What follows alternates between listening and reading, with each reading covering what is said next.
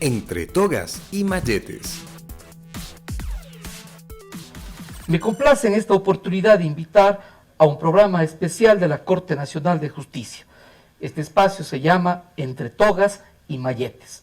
Es una oportunidad para conversar con juristas, con académicos, con abogados, con jueces nacionales e internacionales y analizar diferentes temas de interés en el ámbito del derecho y desde luego de interés de todo el país.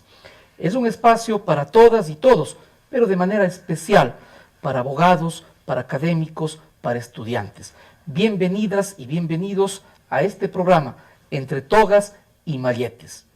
El día de hoy tenemos el alto honor de dialogar con nuestro primer invitado en este espacio, el doctor Felipe Rodríguez, con quien vamos a hablar sobre un tema que tiene una relevancia tanto en el ámbito jurídico cuanto social. Nos referimos a la mediatización de la justicia. Bienvenido, doctor Felipe Rodríguez. Qué gusto poder dialogar con usted el día de hoy. Muchas gracias por la invitación. Felipe Rodríguez Moreno, abogado por la Pontificia Universidad Católica del Ecuador, doctor PhD en Derecho Penal y Procesal por la Universidad de Sevilla, máster en Derecho Penal en la Universidad de Sevilla, en Argumentación Jurídica por la Universidad de Alicante y en Literatura Creativa por la Universidad Internacional de Valencia, máster nivel 2 en Argumentación Jurídica por la Universidad de Palermo, especializado en Responsabilidad Civil Contractual y Extracontractual en la Universidad Complutense de Madrid, en Dogmática Penal Alemana por la Universidad Georg August Göttingen y en Derecho Penal Internacional por la Universidad Leiden y Centro Grotius en La Haya, especialista universitario en Victimología por la Universidad de Sevilla, especialista en Interrogatorio, Contrainterrogatorio y Litigación Oral por la Asociación Latinoamericana de Abogados y la Universidad Anual del Sur, en México DF, diplomado en Psicología por la Universidad de Toronto. Es miembro de la Asociación Internacional de Cumplimiento, autor de varias publicaciones en revistas jurídicas nacionales e internacionales y autor de 8 libros de derecho. Actualmente se encuentra en libre ejercicio de su profesión como abogado litigante en materia penal. Es asesor en cumplimiento de empresas nacionales e internacionales. Además, catedrático titular de Derecho Procesal Penal y Delitos en particular en la Pontificia Universidad Católica del Ecuador. Bienvenido, Felipe, una vez más. El tema que queremos conversar con usted el día de hoy tiene que ver con lo que suele llamarse la mediatización de la justicia. En forma breve, yo quisiera partir de algo que usted conoce perfectamente y que queremos recordar a los académicos, a los abogados y estudiantes que nos miran y escuchan este programa.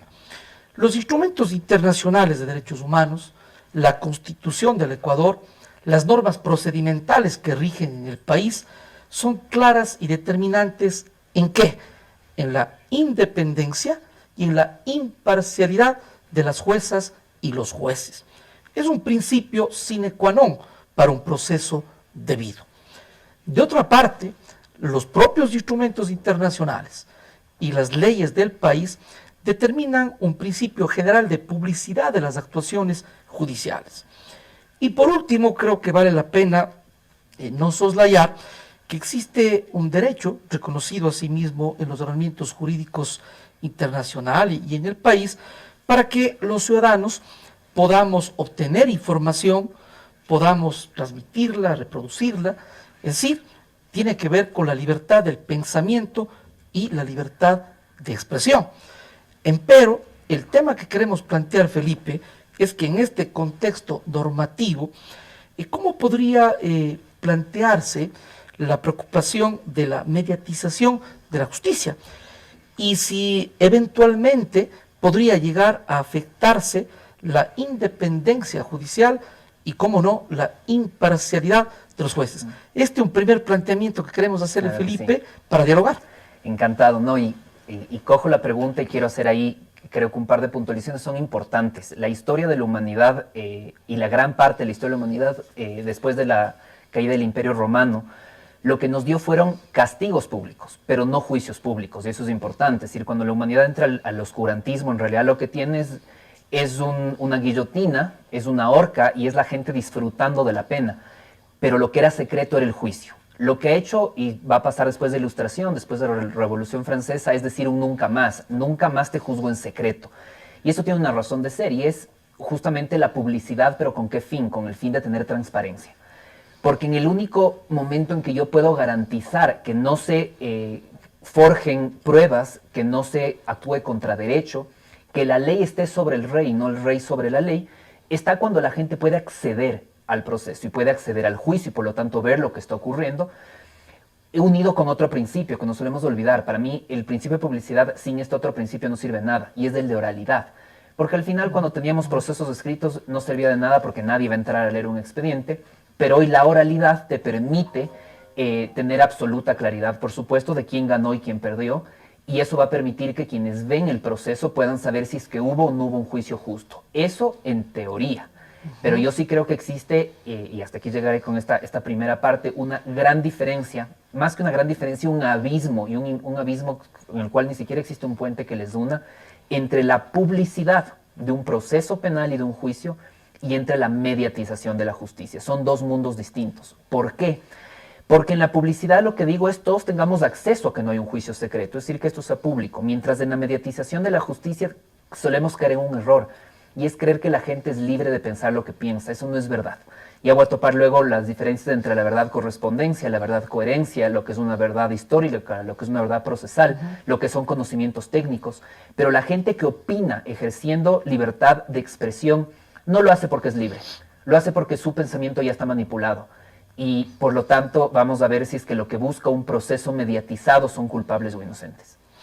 Me hace recordar, Felipe, había leído en algún momento un diálogo, en una obra que se recoge el pensamiento de Ferrajoli, que se llama Poderes Salvajes, en donde cabalmente dice de forma muy interesante y algo de lo que usted acaba de expresar. Dice, antes los procesos eran secretos y la pena era pública, tal cual usted acaba de expresar. Es decir, incluso para ejemplificar ante toda la sociedad, la pena era pública. Dice, hoy los procesos son un escándalo y las penas son secretas.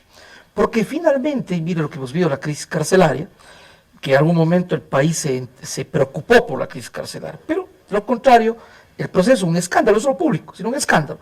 Y la pena secreta. Esto cabalmente nos lleva a pensar en que el principio de publicidad tiene dos líneas a proteger. Uno, el derecho a la defensa, y dos, lo que suele llamarse Contraloría Social. Empero, usted dice, son dos cosas distintas. La publicidad, que quizá tiene estos objetivos, el derecho a la defensa y la Contraloría Social, y otra cosa es la mediatización de la justicia.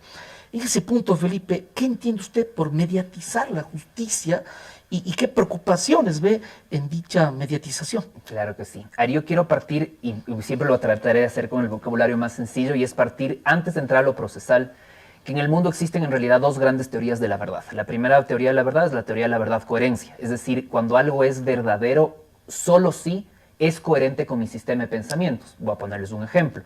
Si yo soy una persona extremadamente religiosa y veo una noticia en la cual una virgen habría llorado en determinado lugar del país, yo voy a creer que eso es cierto, porque va con mi sistema de creencias. Pero tengo algo que se llama la verdad correspondencia. La verdad correspondencia, que es la que tiene que operar siempre en un proceso, quiere decir que no importa cuál sea mi sistema de creencias, la verdad es real si es que lo que yo pienso sobre esa verdad corresponde con lo que realmente sucedió. Y eso se transmuta a un proceso penal con algo que se llama la verdad procesal. Yo puedo pensar que algo pasó o no pasó, pero un juez está obligado a resolver conforme a lo que se pudo probar. Es decir, cuando la teoría de uno de los dos lados de la cancha corresponde con la prueba practicada. Pero esta es la parte que es más difícil de entender para el público. Y quiero ponerles un gran ejemplo. Y este gran ejemplo nos va a permitir ver la diferencia. Y en ese gran ejemplo, me voy a poner yo de ejemplo, yo, con algún morbo o alguna perversión, quiero poner una cámara en el baño de una persona a la cual yo estoy acosando. Es más, logro colarme en su casa, pongo una cámara. ¿Para qué? Para ver cómo se baña esta persona.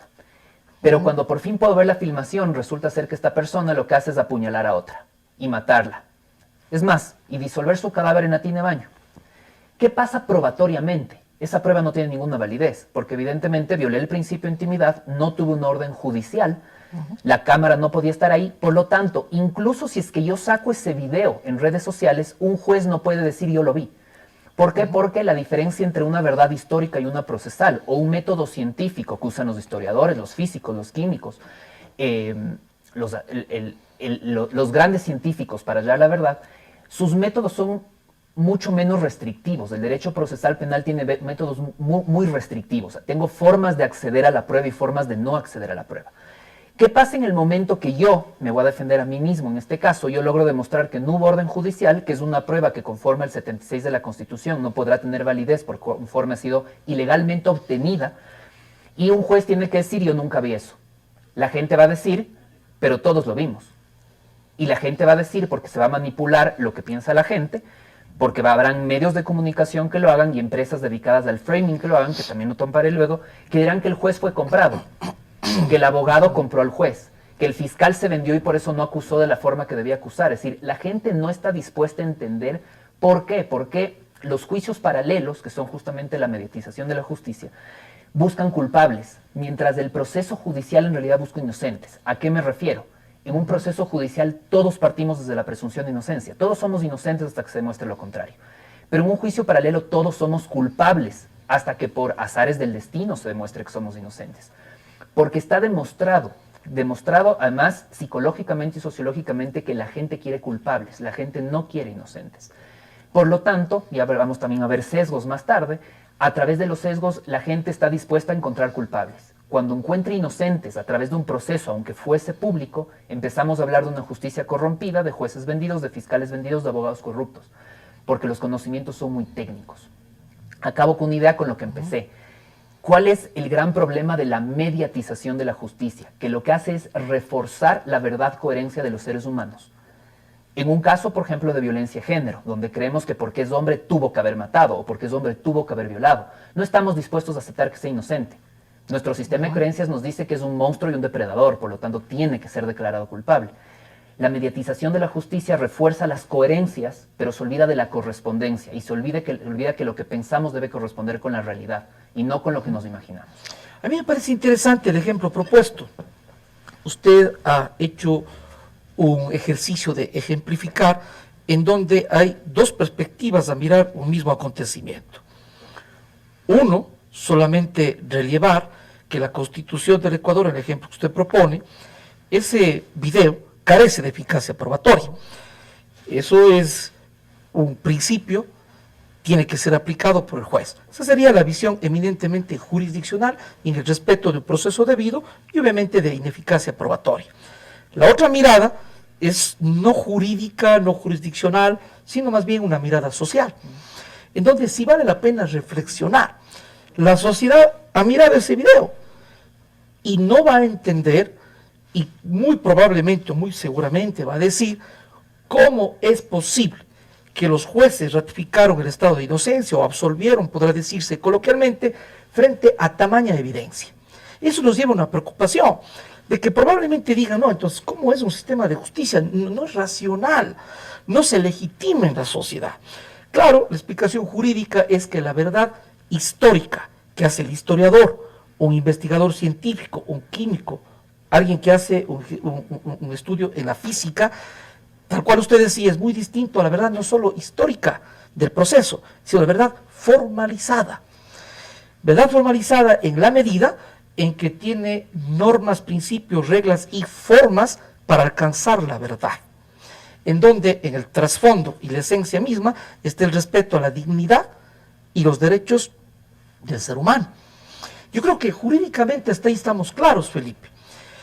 La preocupación sería cómo en estas condiciones, en donde hay una sociedad que ha mirado ese video, y es insostenible que no se le condene, ¿cómo hacer que el sistema de justicia no se deslegitime, al menos errada o injustamente?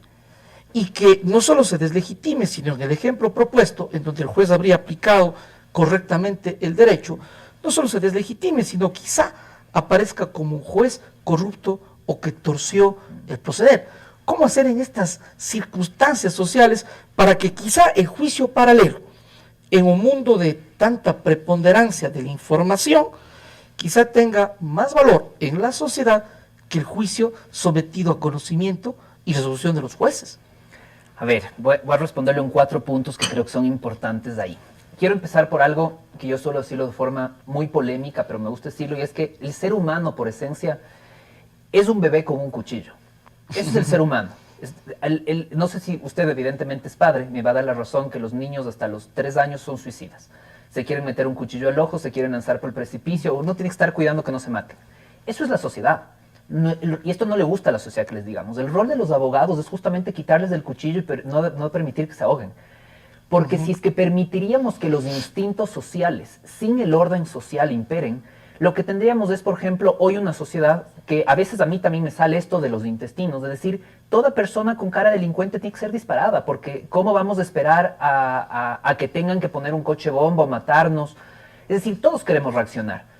Pero el tema de poner ese tipo de normas que hoy podrían parecer protegernos, quiere decir que mañana, con otro gobernante turno, sea usted y yo los que tengamos cara de delincuentes. Por lo tanto, sean nosotros a quienes nos matan. Las normas están hechas pensando en un caso general. Eso me obliga a remitirme al caso que yo he puesto de la bañera o del baño. ¿Qué hace una persona generalmente en un baño? Se desnuda y se baña. Eso es lo que hace una persona en un baño, en el 99% de las ocasiones. Cuando yo pongo una norma que prohíbe colocar sin orden judicial, porque más veamos si un juez permitiría que haya una cámara en un baño, pero cuando yo pongo estas normas jurídicas, las hago pensando en que la gran cantidad, en 1.000.000 de casos, 999.999, va a haber alguien bañándose y ser visto siendo desnudo o estando desnudo. Será un porcentaje mínimo en el cual se comete un delito. Eso nos tiene que llevar entonces a darle otro mensaje a la sociedad, y es: esas normas no son porque el sistema no quiera que hallemos la verdad, no es por eso, es porque estamos protegiéndoles a ustedes de su intimidad, en casos generales.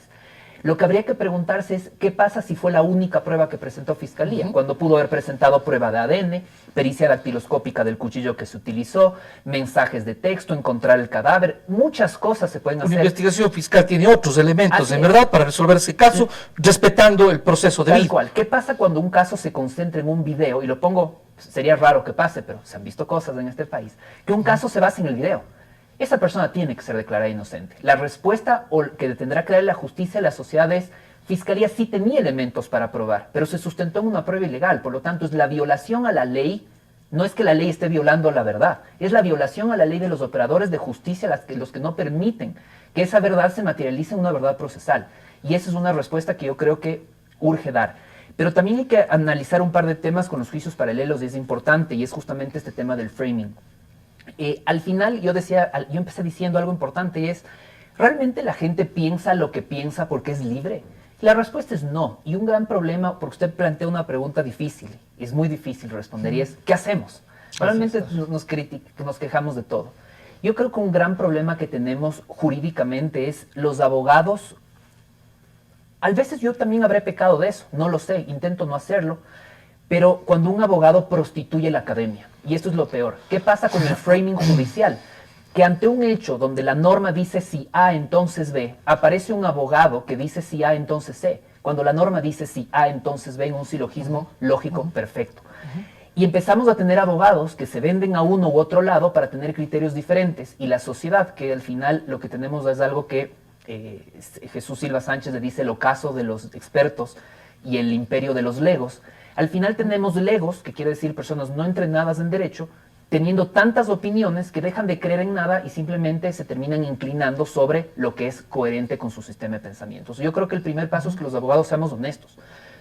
Y pensemos también los abogados. Yo suelo decir mucho a mis alumnos: cuando un juez está seguro que una persona, seguro por su coherencia, su pensamiento coherente, que esa persona es culpable, pero las pruebas dicen que es inocente, tiene que absolver aunque le duele en el alma. Los abogados tenemos que hacer lo mismo.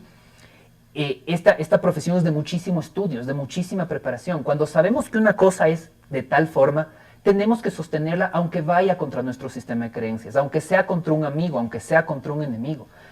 Y el otro punto, no debemos los juristas, yo entiendo que la gente quiere opinar de cosas que no sabe, porque hay grandes pensadores que hablan sobre algo básicamente las tradiciones culturales que tenemos, o los ritos.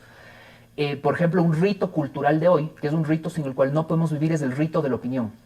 Si no opinamos, no formamos parte de la sociedad. Pedro Donoso, que es un tipo brillante al que yo respeto mucho, nos pone un lindo ejemplo, y es el COVID. Todo el mundo cuando era el COVID quería hablar del COVID. Todo el mundo era experto en propagación de pandemias, todo el mundo decía que esto venía de un murciélago en Japón, que era hecho en laboratorio.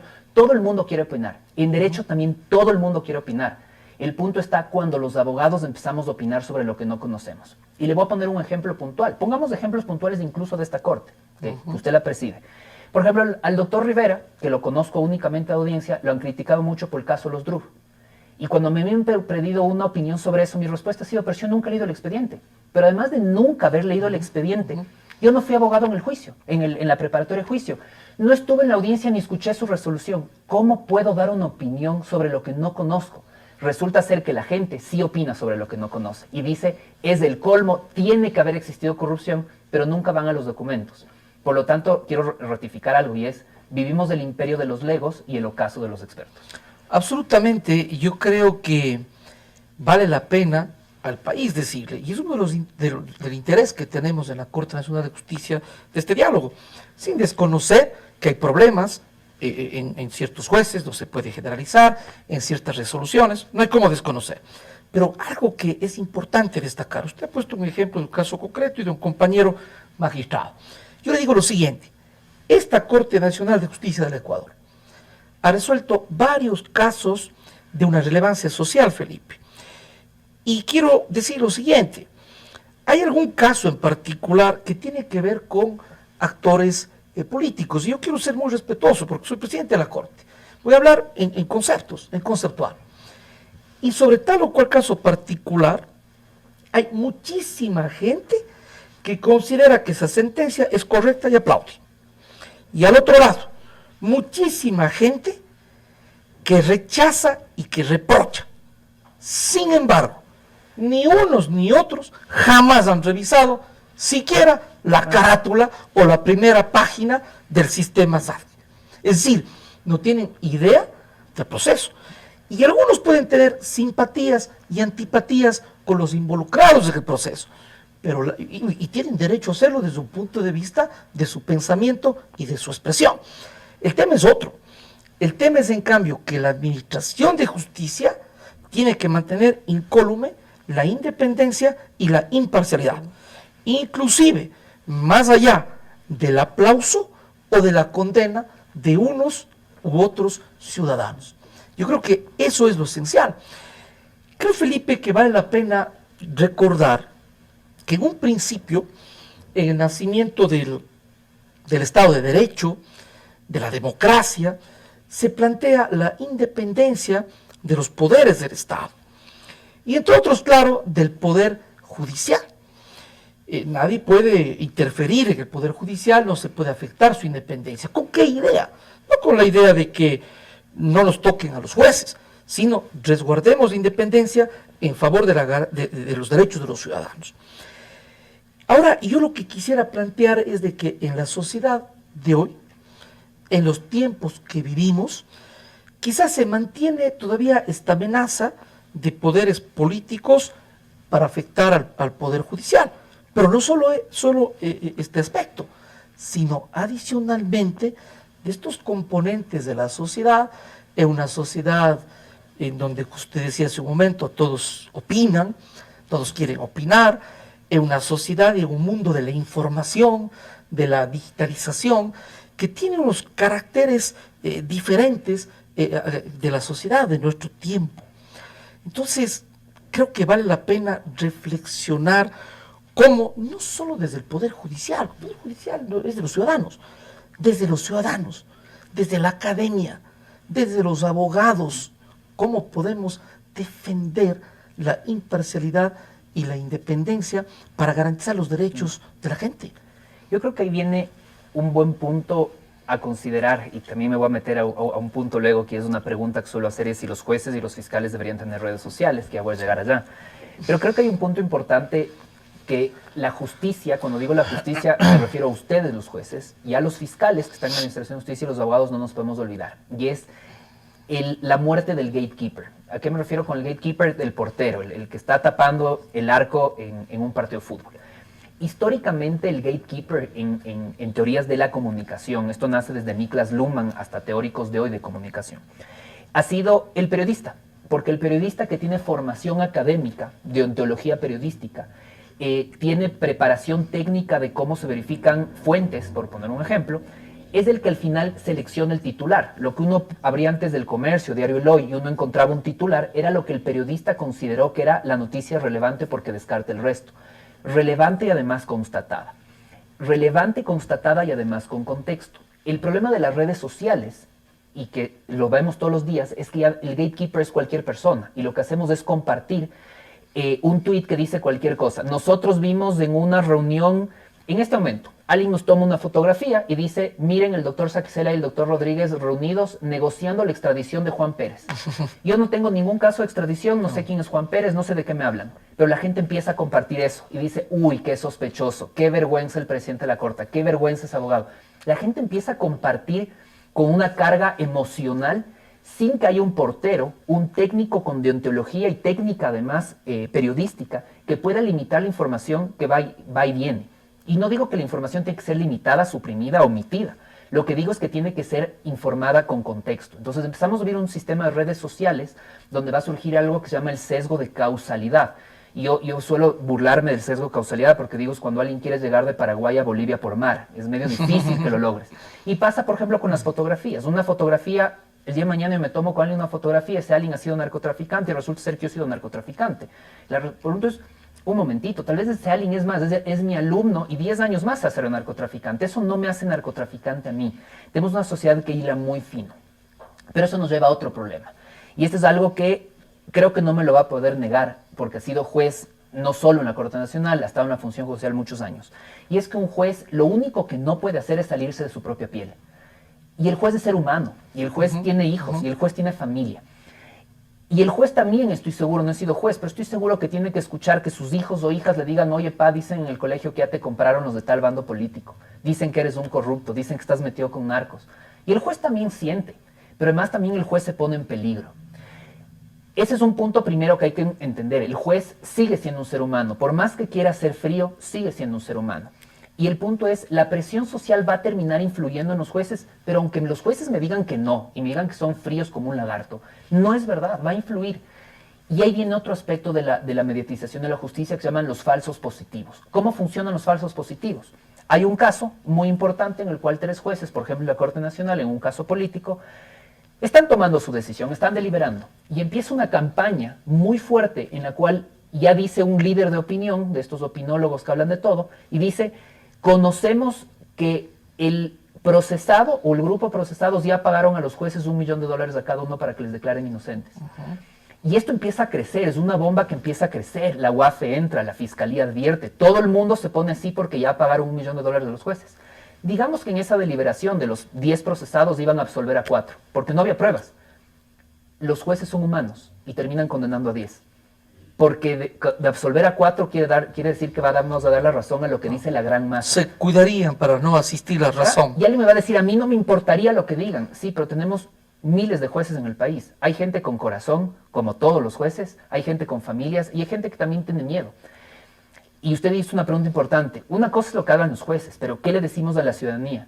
Están metiendo las manos en la justicia todos los días. Tal vez lo que voy a decir puede tener un poco de carga política, pero debo decirlo. Y es, durante muchos años nos quejamos de sabatinas.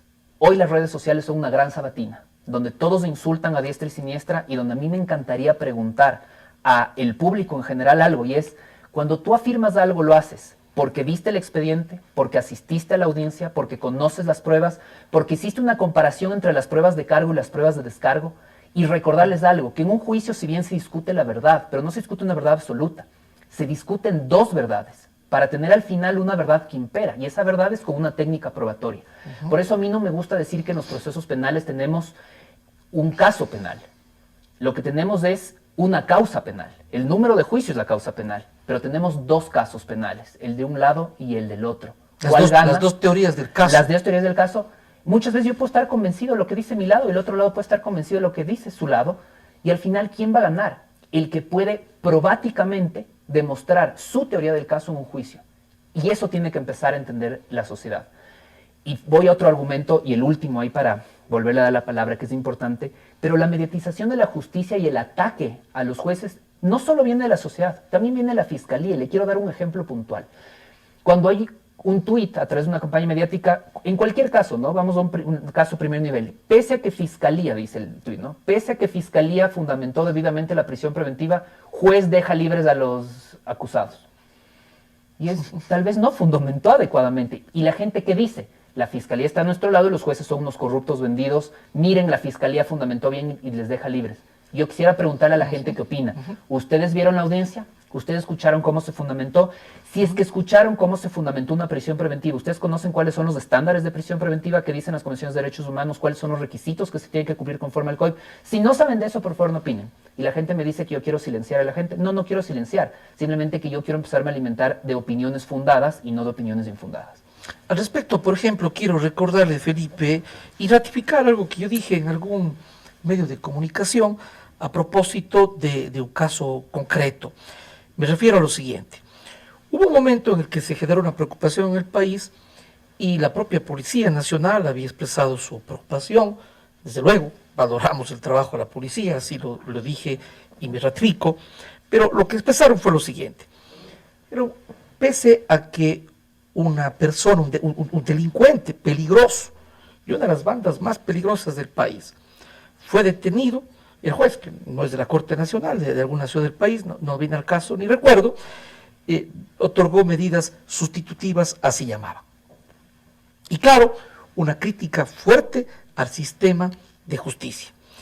Yo me preocupé de inteligenciarme del caso, porque me preocupaba, quería saber qué sucedió.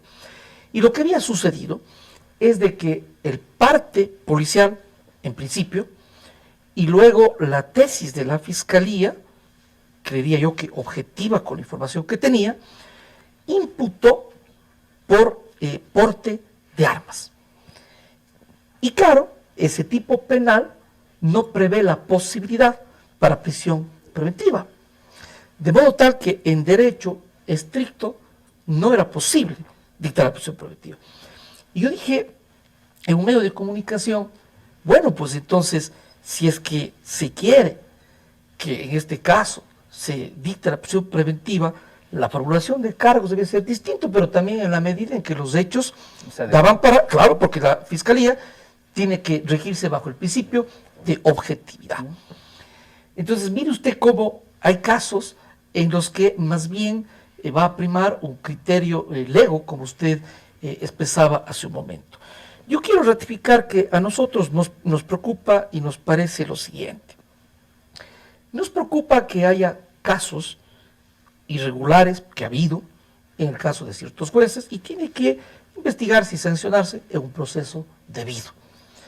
Pero de otra parte, nos parece que, sin perjuicio de lo que acabamos de expresar, en cambio existen muchos casos en que más bien es una opinión de ciertos personas que dan opiniones o líderes de opinión, como quisiéramos llamarles, y que quizá de esta manera llevan a una deslegitimación del sistema de justicia que en buena medida, cuando hay estos errores, no es justa.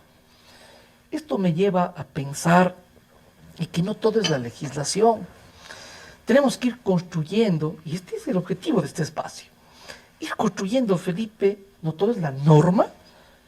Los actos normativos no solucionan los problemas del mundo, aunque es un presupuesto, una base. En fin, hay que ir construyendo una cultura ciudadana de respeto a la norma. Más allá de que no todos sean expertos en el derecho, no vamos a exigir eso, pero respetar la independencia, la imparcialidad, el principio de objetividad, la inocencia, la dignidad, el honor de los ciudadanos. Y claro, cuando corresponde declarar culpables, pues declararlos.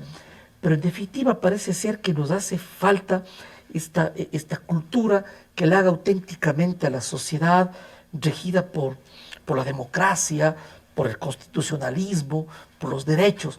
Caso contrario, las normas no van a cumplir sus fines en la sociedad. Esto podría ser muy amplio, muy discursivo quizá, pero hace un rato usted decía, Felipe, no es fácil una solución porque no es un asunto de norma nada más, de un enunciado normativo. Son estos componentes, reitero, por eso este programa para dialogar. Probablemente también tenga que ver aspectos de orden axiológico. ¿Cómo mira en este sentido a nuestro país, a nuestro foro?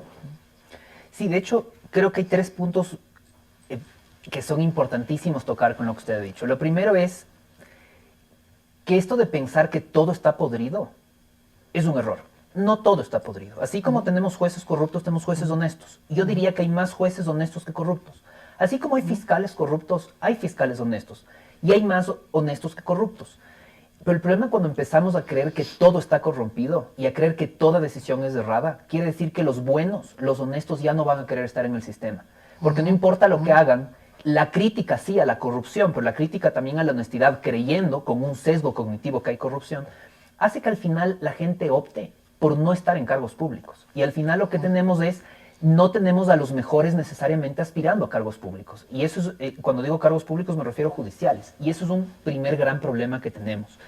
El segundo punto que yo sí creo que se debe entender, y me gusta toparlo también para que la gente entienda un poco cómo se mueve el mundo de la corrupción en la función judicial.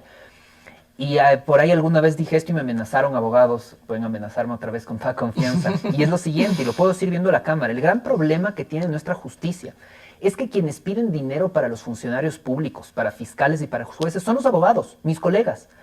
Pero quiero que escuche la ciudadanía dónde va a parar ese dinero, a las cajas fuertes de los abogados. Los jueces y los fiscales en la mayoría de casos ni siquiera se enteran que se está pidiendo una coima en su nombre. Yo cuando escucho y cuando llegan clientes a mi oficina y me dicen es que el juez tal me pidió tanto, y mi abogado ya le di y no se ha resuelto. Claro, que empezamos a tener otro sesgo. Cuando ganas del caso porque tu abogado hizo un buen trabajo, porque fiscalía hizo un mal trabajo, o porque en realidad eras inocente, y ganas tu caso y pagaste a tu abogado que te hizo creer que iba a dar una coima, en tu cerebro va a quedar para el resto de tu vida claro que tú ganaste no solo porque eres inocente, sino porque estás en un país tan podrido que si no pagas, siendo inocente no sales libre. Y eso es mentira. Uno de los primeros pasos que tenemos que dar es limpiar a los abogados de libre ejercicio. Es una vergüenza lo que está pasando en el país. La gente se sigue quejando de los jueces y fiscales y la gente no se da cuenta que el gran problema está en los abogados de libre ejercicio. Y el segundo gran problema está en la gente, que están dispuestos a pagarle la coima, que es mentira, pero la coima a su abogado. Y luego dicen el país está podrido. El país está podrido entonces en todos los ámbitos. Y si no hacemos un mea culpa completo como sociedad, vamos a tener y seguir teniendo un mundo podrido, desde nuestros cerebros hasta lo que pasa en la práctica. Finalmente, con el tema, porque no me quiero desviar eso de los juicios paralelos y qué hacer a continuación, yo sí creo que hay que empezar a educar a la sociedad. Y educar a la sociedad lo digo más de la forma más correcta, así como yo quisiera que alguien me eduque en medicina o alguien me eduque en psiquiatría, también en derecho. Hacerle entender a la gente algo importante. Es algo que la gente no sabe, pero creo que nunca lo hemos hablado usted, pero creo que es momento de admitir algo. Y es que los abogados creo que somos la única profesión que tenemos un trastorno de personalidad. Porque somos abogados cuando nos ponemos el terno, pero somos seres humanos normalitos cuando estamos sin el terno y estamos en el fin de semana. Yo también quiero sangre. Yo también quiero patear a un delincuente en el piso. Cuando soy humano, pero cuando soy abogado y me pongo el traje de abogado, yo entiendo por qué no debo hacerlo, por qué los excesos están mal, por qué tiene que haber un orden que nos corrija. Y cuando decimos educar a la gente, quiero poner un último ejemplo, y es la única razón por la cual no debemos condenar a un culpable sin pruebas, es que en el momento que como sociedad, aunque nos dé todas las ganas de condenar a un culpable sin pruebas, dejamos abierta la puerta y para siempre que se condene inocentes sin pruebas. Lo que hacemos los abogados es proteger a los inocentes, aunque para proteger a los inocentes muchas veces tengamos que usarles a los culpables como el chivo expiatorio de su protección, aunque sea dejándoles libres. Entender eso es fundamental. Yo creo que la administración de justicia y el rol del juez es demasiado relevante al tiempo de delicado en la sociedad. Yo considero que, por lo mismo, no es una tarea solamente de togados, no es una tarea solamente de los académicos, es de la sociedad. Construir lo que decía en su momento, esta suerte de cultura ciudadana, de respeto a la norma, de respeto a la institucionalidad. Se dice, yo creería con razón, que los países que tienen mayor estabilidad, mayor desarrollo, respetan su institucionalidad, le apuestan a la certidumbre jurídica. Yo creo que eso es de lo más relevante en el país. Vuelvo a decir que esto es sin perjuicio de que hay algunos casos concretos y particulares donde hay errores o hay actos irregulares. Y claro, eso hay que denunciarlo, combatirlo, sancionarlo, una vez más, aunque parezca una obviedad, en el marco del proceso debido. Yo quisiera también, Felipe, y hemos compartido con usted el pensamiento de Byung-Chul Han. Y cabalmente yo estaba revisando esta obra, entre otras de este pensador, y compartíamos que le leemos a este pensador, y quiero hacer unas citas más o menos textuales e invitar a una reflexión y a su opinión. Mire lo que dice Byung-Chul Han. Dice que los influencers son venerados como verdaderos modelos a seguir. Que los influencers son una suerte de salvadores. Lo presenta como si fuera una religión, la digitalización y el mundo de la información, ¿no? Una suerte de infocracia. Entonces dice, los influencers son los salvadores. Los seguidores participan en la Eucaristía digital. Los medios de comunicación son una iglesia en donde el like es el amén. Compartir es la comunión, el consumo es la redención. Y en otro acápite, el mismo autor dice que hoy la racionalidad discursiva se ve amenazada por la comunicación afectiva, que los afectos son más rápidos que la racionalidad. Y dice que un solo tuit, bueno, sería la X, con una noticia falsa o un fragmento de información descontextualizado, puede ser más efectivo con un argumento bien fundado. La pregunta que debemos formularnos en este mundo que ya caracterizan algunos pensadores de la información, de la digitalización, que está cambiando a la sociedad desde diferentes puntos de vista. Pero digo concretamente, con estas condiciones, ¿cómo se puede combatir los riesgos, a lo que dice el autor, a la racionalidad y no solo la emotividad que pueda afectar a la democracia y concretamente a la independencia judicial? ¿Qué hacer frente a esto que Byung-Chul Han lo grafica, lo diagnostica de forma tan interesante, Felipe? Yo lo he dividido en dos puntos, uno de medios de comunicación y otro de elector de los medios de comunicación, porque recordemos que el derecho a la información como derecho humano no solo es del derecho a informar, también es del derecho a ser informado, pero ser correctamente informado. Uno de los primeros temas que tenemos que empezar a darnos cuenta es del problema del framing, nace de un agenda setting. Y quiero poner un ejemplo, me disculpo por estar poniendo ejemplos puntuales, yo no tengo ninguna relación con el exalcalde de Quito, yo tengo un ejemplo de él que me gusta darlo en clases. Yo de hecho he expuesto esto en España para que vean lo que pasa, sin que nadie sepa quién es el personaje. Cuando fue su audiencia de juzgamiento por peculado y empezó la audiencia, él levantó la mano. Yo estaba presente en esa audiencia y él dijo, señores jueces, mis abogados me han explicado que esto es una audiencia de peculado y que se puede juzgar en ausencia, aún él era alcalde.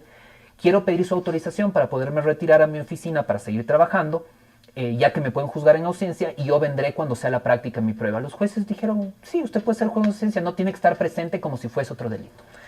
Salió y todos los medios de comunicación tenían el mismo titular. El alcalde abandona la audiencia o abandona su juicio en plena audiencia. ¿Es verdad o es mentira? Es verdad, los medios no han mentido, pero tienen framing, porque está escrito de tal forma que el lector perciba que respeta tan poco al derecho y tan poco a la justicia que se va pateando al perro en media audiencia. Y por eso los comentarios de luego son deténganlo, ¿por qué los jueces lo permiten? Jueces vendidos. Es decir, empezamos a tener redacciones de noticias con una carga emotiva que está entre líneas porque informamos la verdad, pero generando que alguien piense lo que queramos que piense. Punto uno. Y punto dos, también creo que es momento de que la sociedad haga un mea culpa. Hay algo que se llama un sesgo de reafirmación, que con eso quería acabar, y eso es lo que quiero invitarle a la gente que nos ve, que huyan del sesgo de reafirmación. ¿Qué es el sesgo de reafirmación? Que nosotros buscamos reafirmar con información lo que nosotros creemos. Puedo poner un ejemplo puntual y es en las vacunas del COVID. Si yo soy un antivacunas, ¿qué busco en internet? 10 razones por las cuales no debo vacunarme. Ya, ahí está, la información está clarísima. Pero cuando yo estoy en un proceso judicial, yo busco 10 razones por las cuales esa persona es culpable, porque yo creo que es culpable. Y cuando yo tengo que debatir con el resto y convencerme, yo ya tengo mis 10 razones. Es momento que la sociedad empiece a buscar 10 razones por las cuales es inocente. Es momento que dejemos de intentar reafirmar lo que creemos y empezar a tratar de reafirmar la verdad, para una vez adquirida la verdad, darnos cuenta que tal vez dejemos de creer lo que creíamos. Sin perjuicio de que de la Big Data algorítmicamente también me asistan la razón, por la información en la que ando yo buscando y navegando. Felipe, quiero agradecerle profundamente y decirles una vez más a los abogados, a los estudiantes, a los académicos, a los ciudadanos que nos miran y que nos escuchan, que este es un espacio ciudadano. Nosotros, Felipe, hemos hablado y tratamos de ponerlo en práctica en la cotidianeidad de nuestras funciones a la justicia abierta. Y este es un diálogo con un profesional, con un académico. Habrá la oportunidad de conversar con mujeres y hombres, asimismo con diferentes visiones del derecho y de la sociedad, y que este es un diálogo que no tiene que ver con casos concretos, con aspectos jurisdiccionales, me refiero, sino un diálogo espontáneo que tenga que ver desde lo académico, desde lo conceptual, con un mensaje a la ciudadanía. Nosotros somos funcionarios públicos, pero ante todo ciudadanos y pasajeros funcionarios públicos. ¿Qué queremos, Felipe? Dar un mensaje al país para construir un sistema de justicia mejor. Que eso no solamente es beneficio a los abogados, es a los ciudadanos. Eso es lo que buscamos, Felipe, y por ello yo quiero reconocer expresamente y remarcar la gratitud porque usted venga a dialogar. Siempre bienvenido, Felipe. Muchas gracias. Ha sido un lindo, enriquecedor diálogo, al menos para mí. No, yo feliz, muchas gracias por la invitación, sabe, el respeto y cariño siempre. Y además les felicito, porque usted planteó algo, y es, ¿qué hacemos a continuación? Esto, justamente esto, empezar a tener estos espacios desde la administración de justicia para que la gente empiece a ver el mundo desde adentro y no empiece a percibirlo o siga percibiéndolo desde afuera. Así que yo les felicito, me parece una iniciativa maravillosa. Gracias, Felipe. Bienvenido a este espacio que se llama Entre Togas y Malletes. Bueno, Gracias, Felipe. verdad.